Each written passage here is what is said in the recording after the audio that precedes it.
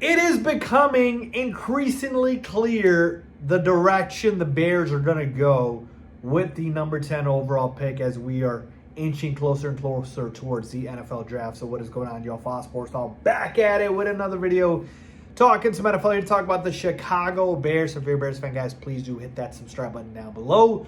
Would really appreciate that. Hit the bell icon so you're notified every time I drop a new video. All right, so we are just a few weeks away from the draft, man. So close here. And the picture is becoming clear to me.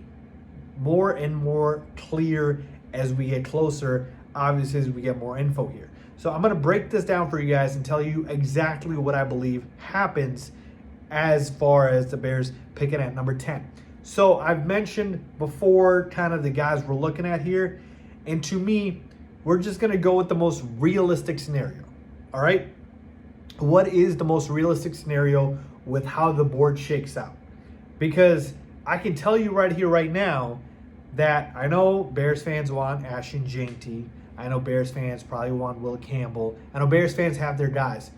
But they'll most likely be gone by the time the Bears pick at number 10. So again, let's go through that realistic scenario here. All right, so with the mock draft that I've been doing for the first 9 picks, we've got number 1, the only lock in this draft, the Titans taking Cam Ward. Number 2, I've got the Browns taking Abdul Carter. It could go Travis Hunter at number 2 as well. Those are kind of flip-flop depending on what direction you want to go, which means Travis Hunter going to the Giants at 3. All right, there's been some talk about Shedeur going there to the Giants. They did work him out, but I still firmly believe they will not take him. They will take Travis Hunter. We'll see. All right. 4, Will Campbell goes to the Patriots. A lot of chatter about Will Campbell going there. I do not believe that, the Patriots will let him slide past that. I think Mike Vrabel wants protection for his guy, Drake May, so he is going to go ahead and he is going to draft an offensive lineman. And Will Campbell's the best one on the board. So he will take him. 5, another guy that I feel like is a pretty good lock here at number 5 to the Jaguars, Mason Graham. 6, Ashton Jeanty going to the Raiders. Again, another guy who's been linked very much to his team. Again, I'm going through the realistic draft here, okay? As far as the most likely possibilities. 7, the Jets take Armand Membo, the tackle. And then 8, this one is to me the biggest wild card, kind of the direction that the Panthers will go. 8 and 9, by the way. I've got a couple of names that I have in mind here. It could be Jelon Walker. It could be a Tyler Warren. Maybe even a Tet McMillan. So we'll say one of those guys. 9, here we go. The recent news with the injury in regards to Derek Carr not potentially being available for the start of the season or for the season. I mean, this is the prime opportunity for the Saints to pounce on a quarterback. And I believe they do that with Shedeur Sanders, all right? You need a guy who's going to be the heir apparent. Derek Carr is not the long-term answer. We know Spencer Rattler is not the long-term answer. He looked horrid last year. So to me, you go out and you get a guy like a Shedeur Sanders. And so to me, I see this as a real possibility at 9.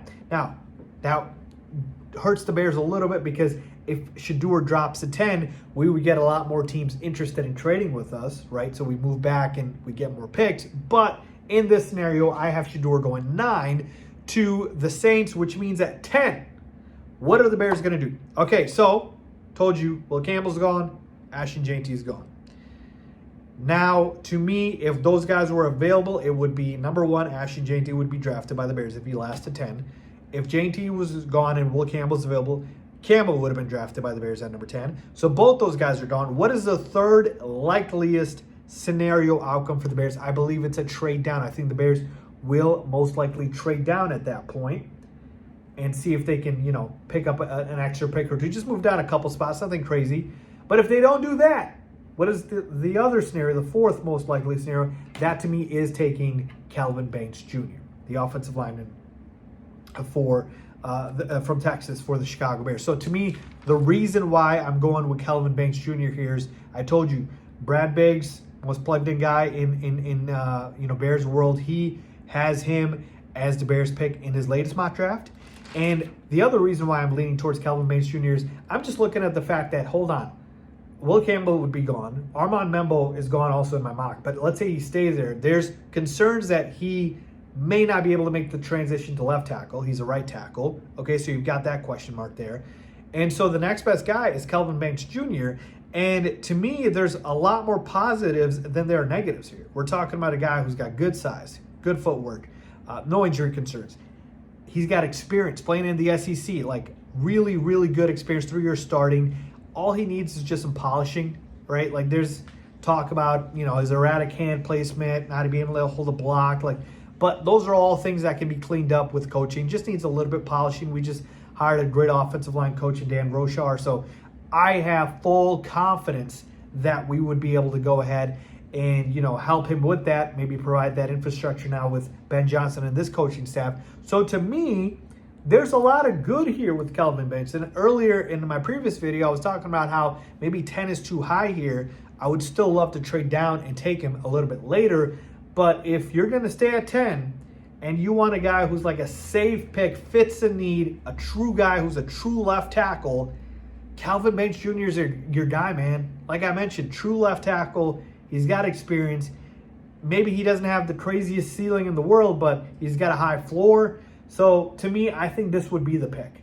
And so now you've got your Braxton Jones replacement, right? If Braxton Jones wants a lot of money in free agency, or if he's not healthy, or if he's just not, the guy that is your left tackle moving forward, and you have questions about him, you got your replacement in Kelvin Banks Jr., and this would literally complete the entire revitalization of the offensive line, where you brought in a center in free agency, you upgraded both guard spots, you obviously had that one, stud on your right tackle in Darnell Wright. All you needed to do was upgrade your left tackle, and boom, there you have it, Kelvin Banks Jr.